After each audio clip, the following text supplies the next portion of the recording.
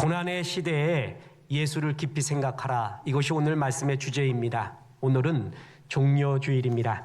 종려주일이란 바로 예수님이 십자가에 지시기 부활 전주일로서 예루살렘에 입성하시는 예수님을 향해서 수많은 백성들, 민중들이 종려나무 가지를 흔들며 호산나 호산나 외쳐댔던 영광의 순간입니다. 그러나 곧 예수님은 고난을 받으시고 십자가에 죽게 되고 이렇게 외쳤던 민중들이 예수님을 십자가에 못 박으라고 또 외치는 아픔을 겪는 그런 날이기도 합니다. 이런 가운데 하나님이 이 주일에 주시는 히브리서 3장 1절 말씀, 히브리서는 핍박과 유혹 속에 직면해 있는 1세기 유대인 그리스도인들을 향한 하나님의 말씀이라고 추측을 합니다. 이들은 유대교에서 나왔습니다. 그래서 예수님을 믿게 되면서 많은 유대인들로부터 핍박을 당하게 됩니다. 그리고 현실적으로도 세상으로부터도 많은 비방을 받고 환난을 겪기도 했습니다. 소유를 빼앗기기도 했고 신체적인 공격을 받고 어떤 사람은 믿음 때문에 감옥을 가기도 하고 사람들 앞에서 조롱을 받기도 했습니다.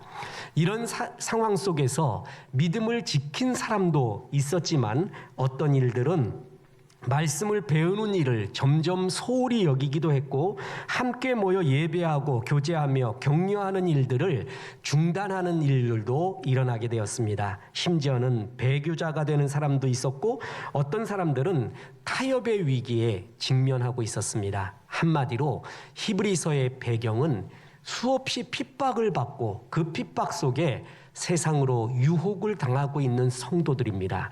이들을 향해서 주님이 주시는 말씀, 처방전이 있습니다.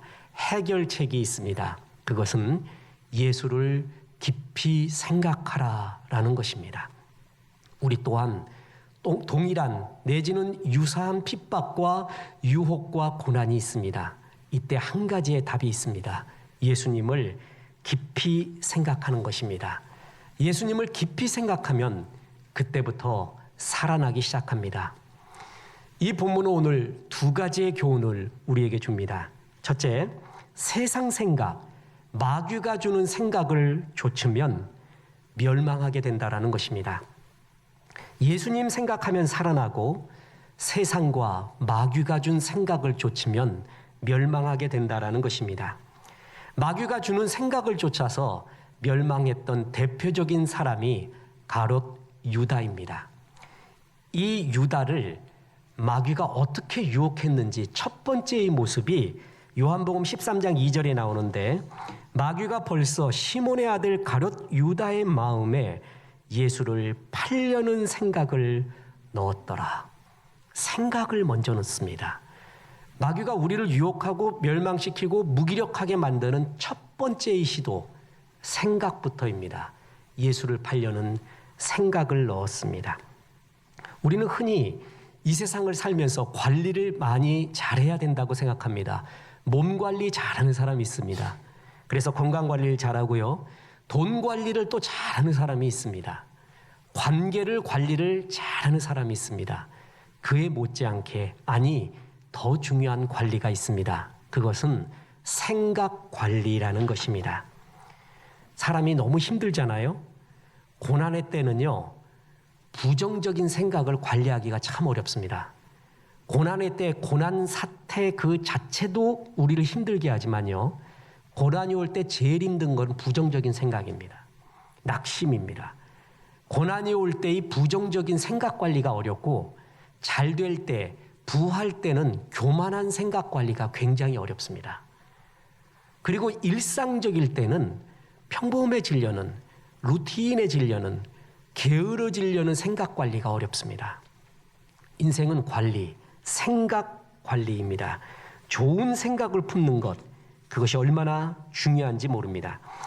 우리가 제일 관리해야 되는 것이 바로 이 생각 관리라는 것입니다. 내 마음속에, 머릿속에 스쳐가는 생각, 마귀는 그 생각 하나를 넣는데 어느 누구도 죄성이 있기 때문에 그 생각이 안 나는 사람은 없습니다. 다 지나갑니다. 그런데 그 생각이 내 마음에 둥지를 틀면 안 됩니다. 둥지를 틀게끔 하고 행동까지 하는 것은 우리의 죄악입니다. 생각은 지나갈 수 있습니다. 그때 관리를 잘해야 됩니다. 마귀는 유다를 파멸시키기 위하여 생각 한 조각을 먼저 넣습니다. 그래서 우리가 의지적으로 좋은 생각을 하고 맑고 아름다운 생각을 하고 주님의 기뻐하는 것을 생각하는 이유, 성경을 읽고 기도하고 묵상하고 예배하는 이유 중에 하나가 뭐냐면 이런 경건 생활을 통해서 우리의 생각을 하나님이 주는 생각으로 관리한다라는 것입니다. 평상시에 이러한 관리가 얼마나 중요한지 모릅니다. 자, 다시 말합니다. 유다의 범죄는 마귀가 주는 생각을 그 생각 한 조각이 들어온 것을 좇으면서부터 시작했습니다. 그 다음에 어떤 일이 일어났는지 아십니까? 요한복음 13장 26절에 예수께서 대답하시되 내가 떡 한 조각을 적셔다 주는 자가 그니라 하시고 곧 한 조각을 적셔서 가롯 시몬의 아들 유다에게 주시니 너희가 나를 팔 것이다. 만찬을 하면서 제자들에게 말하니까 어느 놈이 그렇습니까? 누굽니까? 물었습니다. 이때 주님은 은유적으로 말을 비껴나거나 어긋나게 하지 않고 직접적으로 말합니다. 내가 떡 한 조각을 찍어서 주는 그 사람이 날 팔 자다. 자, 여러분 지금 이 말은 IQ 50만 넘으면 다 알겠죠? 그때 사도들은 아무리 무지렁뱅이라 할지라도 IQ 50은 넘을 겁니다. 그걸 누구에게 줬어요? 유다에게 줬습니다. 그러면 이상하지 않습니까? 난리가 일어났어야 됩니다. 유다, 네가 그럴 수가 있냐? 그래서 그냥 네가 예수님 팔기 전에 우리가 널 팔리라 하면서 막 두들겨 패던가 집어 던져버리던가 난리가 일어났을 거예요. 근데 아무 일이 안 일어났어요. 이게 성경의 굉장히 어려운 해석 중에 하나입니다. 성경학자들이 다 동의하는 것은 그렇습니다. 잘못 주셨던가 은유의 말이겠지 유다는 그럴 리가 없어. 유다는 철저하게 이중적이었습니다.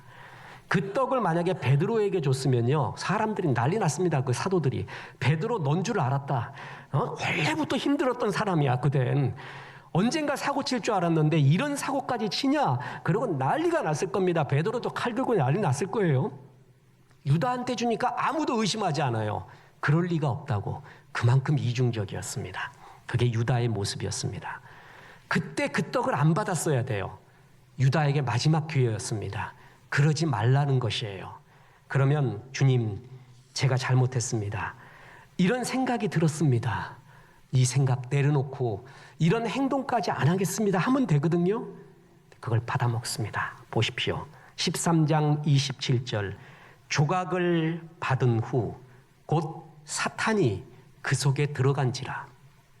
생각을 통해서 사탄이 유혹을 했고요. 그 생각을 좇는 유다의 모습을 봤어요. 행동까지 들어갔어요. 그랬더니 아예 사탄이 유다 속에 들어가 버려서 그를 지배하게 되는 모습이 나옵니다. 그 다음에 성경에 나오는 가장 쓸쓸하고 암울하고 눈물겨운 구절이 30절에 나옵니다.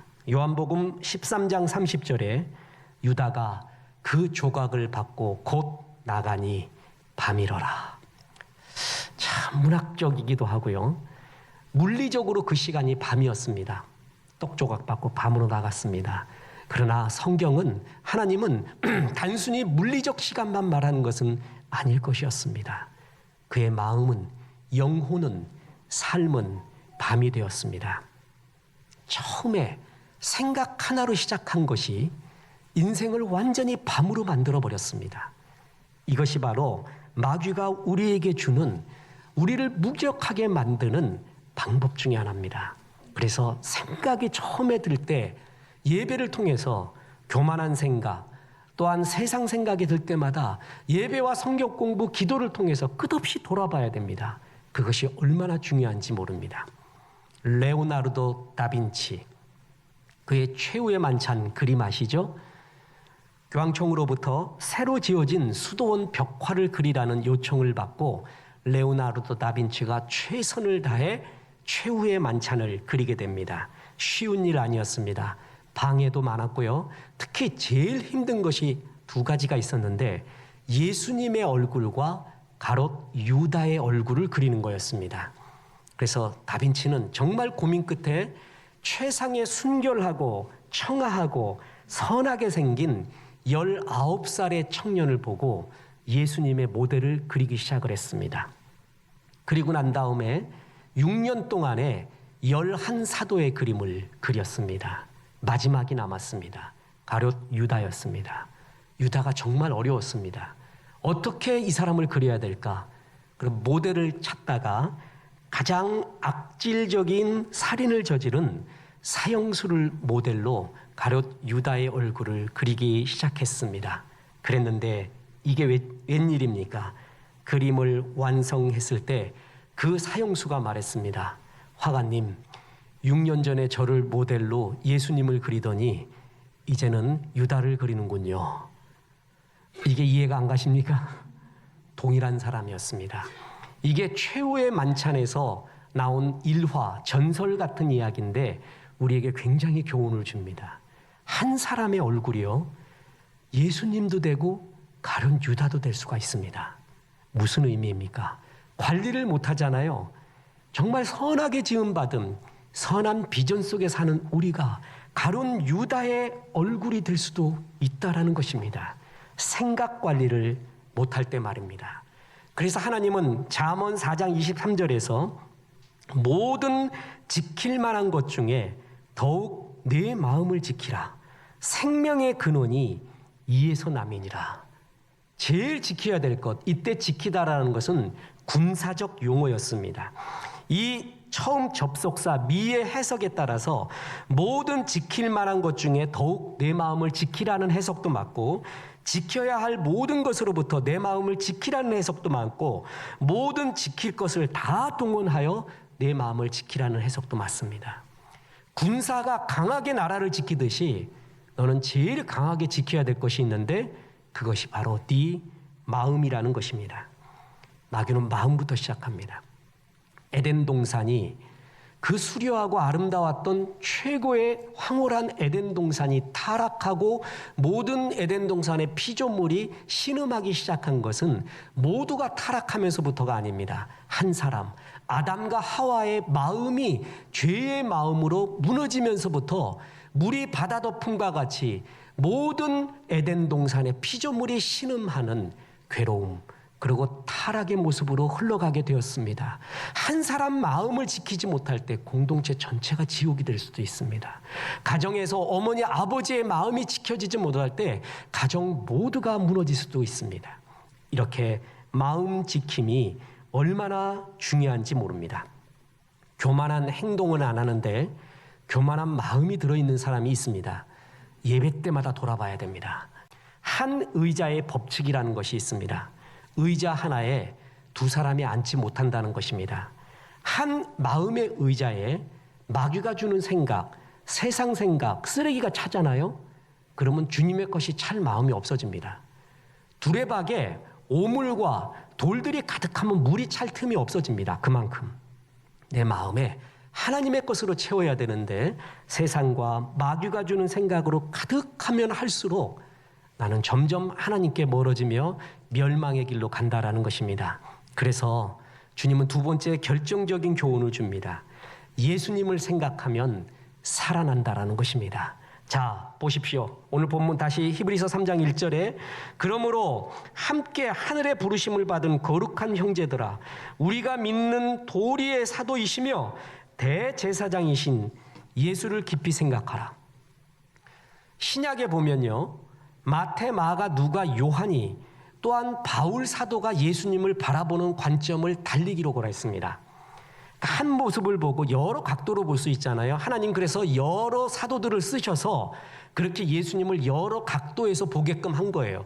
그런데 히브리서 통해서 예수님에 대한 관점이 아주 독특한 것이 있습니다.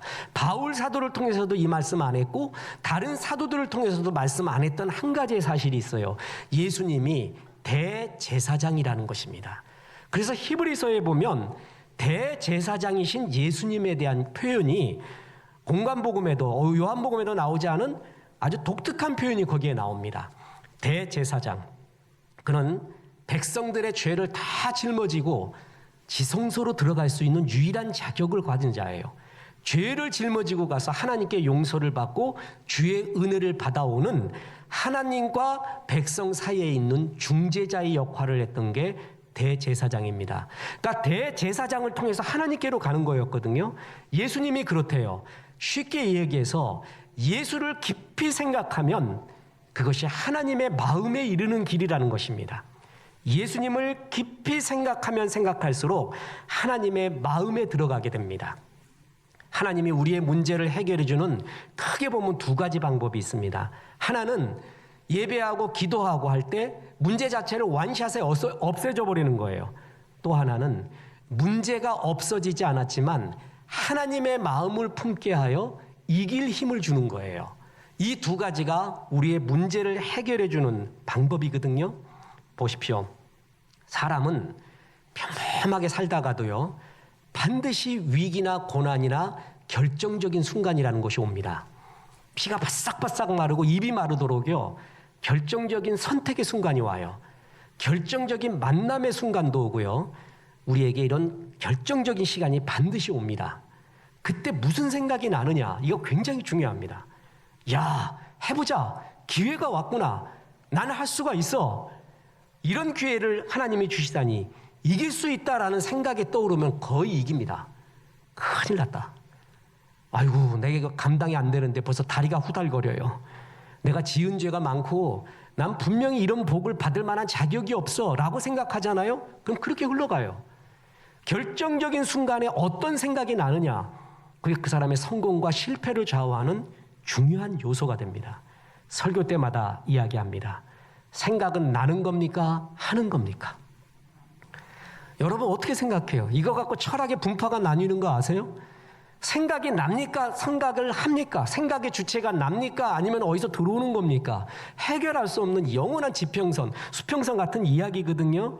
그런데 그래서 저는 생각과 뇌에 대한 책도 많이 보고요. 생각은 나는 것과 하는 걸까? 여러 연구를 해봤어요. 그러다 어느 날 성경에서 답을 찾을 때 그렇게 좋을 수가 없었습니다. 그 답이 이거예요. 예수를 깊이 생각해 보세요. 예수를 묵상해 보세요. 그러면 하나님의 생각, 하나님의 마음이 들기 시작하는 거예요. 위기의 순간이나 그럴 때 그 마음들이 나오기 시작해요. 하나님의 마음들이. 골리앗이 나타났어요. 내 옛날 생각에는 큰일 났다. 당연하지. 내가 타이슨하고 어떻게 붙나. 완펀치에 나간다. 골리앗은 이길 수가 없다. 전에는 그랬는데 하나님의 마음이 들어왔어요. 그랬더니 너 잘 왔다. 내가 돌 던질 건데 너 덩치가 커서 아무데나 던져도 맞겠구나. 나한테 기회다. 다윗은 골리앗 없었으면 다윗이 없었습니다. 뭐든지 그 사람이 되는 건 골리앗을 이겼을 때예요. 평범해선 절대 나오지도 뜨지도 않습니다. 이겼을 때 그가 되는 것이거든요. 골리앗 너는 기회구나. 이런 생각이 어떻게 들까요? 이런 자신감이 어떻게 들까요? 예수님을 묵상하고 깊이 생각할수록 예수님은 나를 하나님께로 끌고 가서 하나님의 마음을 나한테 품게 해준다는 거예요. 생각이 들게 해준다는 거예요. 그래서 대제사장이신 예수를 깊이 생각할수록 하나님의 마음을 품며 이기게 된다는 것이죠. 히브리서에는 예수 깊이 생각하라는 구절이 대표적으로 한 5번 나옵니다. 그 중에 가장 비슷한 구절이 12장 3절입니다. 보십시오. 너희가 피곤하여 낙심하지 않기 위하여 죄인들이 이같이 자기에게 거역한 일을 참으신 일을 생각하라. 너희 피곤하지?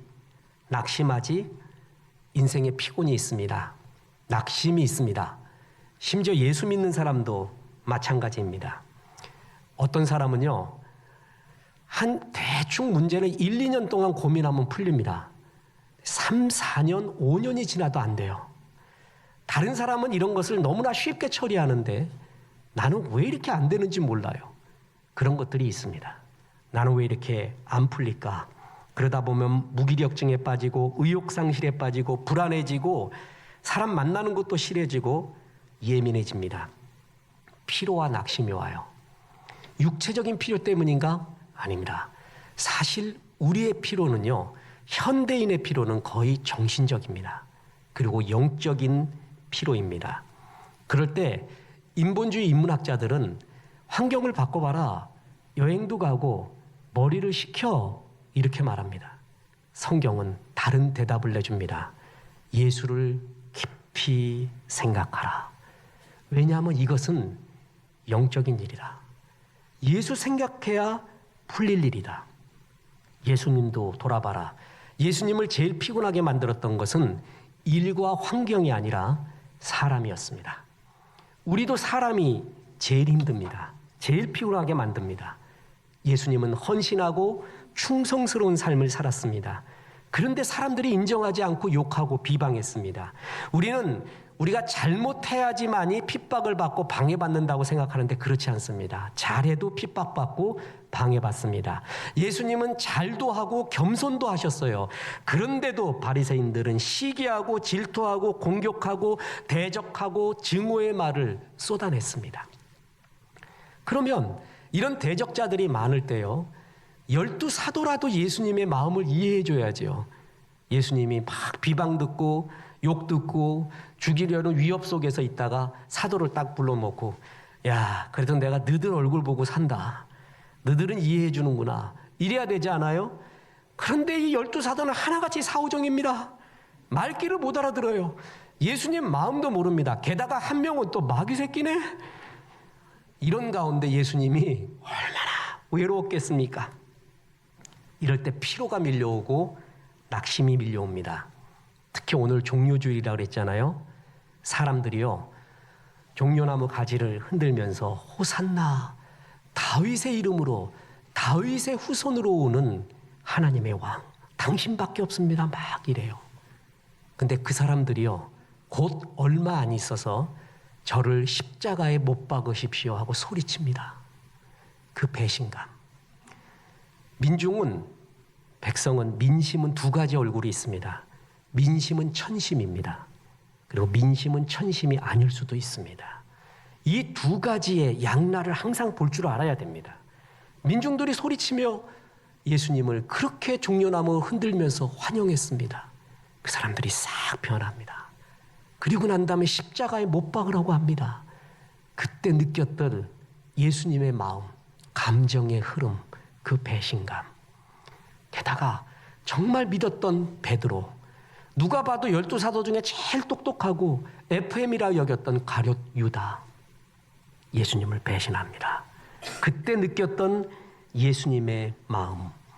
여러분, 예수님이 능력이 있었거든요. 하나님의 아들이에요. 능력 있는 사람이 참기가 정말 어렵습니다. 능력 없는 게 굉장히 좋습니다. 어떨 때는. 그래야 복수도 못해요. 능력 있으면 반드시 복수하려고 해요. 능력 없으면 그냥 꾹꾹 참고 그냥 물 마시면서 울면서 죽게 기도할 수 있는데, 능력 있으면은 기도도 않고 복수하려고 해요. 그렇죠? 저는 중학교 이후로 팔씨름에서 접은 적이 없는 사람입니다. 왜냐? 해보지를 않았거든. 이건 내가 알아. 이거 하면 팔 부러지고 내가 진다는 거 알아요. 내 때로는 그 팔 힘 없는 게 얼마나 감사한지 몰라요. 우리 동료 중에서도요, 막 특공대 나오고 뭐 나온 놈들 있어요. 이놈들 꼭 힘쓰다가 괴로움 당해. 정말 희한해요. 자기가 갖고 있는 무슨 능력이라는 게 있거든요. 힘이. 그건 꼭 쓰려고 해. 결정적인 순간 그 힘을 쓰다가 망해가는 경우도 있고요. 큰 곤란 경우도 있어요. 저는 구타 유발자 아세요? 구타 유발자를 봐도 빤지를 못 날립니다. 내 손이 부러질 것 같아요. 그래서 참아요. 그게 능력 없는 게 얼마나 감사한지 모릅니다. 능력 있으면 복수하려고 합니다. 예수님 하나님의 아들로 복수할 수가 있었습니다. 그런데 참으셨습니다. 그 예수님을 생각해봐라. 예수님을 묵상하면 묵상할수록 힘을 얻는다는 약속의 말이에요. 끝으로 말씀드립니다. 목사님 불러도 잘 안 되던데요. 나는 이렇게 예수님 생각해도 잘 안 되던데요. 이유가 있습니다. 깊이 생각을 안 해서 그렇습니다. 자, 보세요. 오늘 본문 다시 히브리서 3장 1절. 그러므로 함께 하늘의 부르심을 받은 거룩한 형제들아, 우리가 믿는 도리의 사도이시며 대제사장이신 예수를 깊이 생각하라. 깊이. 우리의 핵심은 역을 놓쳐서 그렇습니다. 깊이 생각하라. 카타 노에오, 카타 강조 노에오 생각. 영어 성경에는 fix your thought on Jesus. 네 생각을 거기에 닻을 내려라. 픽스해라. 강하게 픽스해라. 지나가는 생각으로요. 가끔 예수 부르고요. 가끔 주일날 한번 와서 성경 그때 처음 한번 보고 찬송도 처음 해보고 이거는 생각을 하되 아주 얕게 생각하는 거예요. 후딱 성경이 되면 안 되는 거예요. 후딱 성경이 뭐냐? 성경 하나도 안 읽다가 주일날 딱 되니까 성경 들고 먼지를 후 이게 후딱이에요. 후딱. 평생 가까이 하지 않아요. 깊이 생각하면은요, 사람이 뭘 깊이 생각하고 사랑하면 시간을 쏟습니다. 열정을 쏟습니다. 물질을 쏟습니다. 이거 보면 내 마음이 어디 있는 줄 알아요. 진짜 깊게 집중하는 겁니다. 요즘 저는 성경과 세상 가치관과의 대결을 위해서요, 진짜 집중하고 있는 것 중에 하나, 두 가지가 있는데 하나는 빅뱅, 하나는 인공지능입니다. 나와 있는 책 정말 다 읽어버렸습니다. 그리고 유튜브 볼 수 있는 거 유명한 강사들의 강의 정말 다 들어봤어요.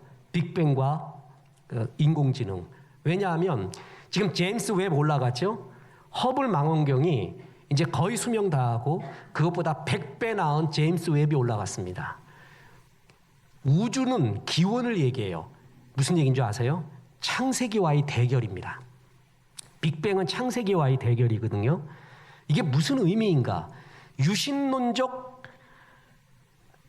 이런 하나님 앞에 유신론적 진화론자가 있습니다. 하나님도 믿고 진화론도 믿고 이게 더 힘듭니다.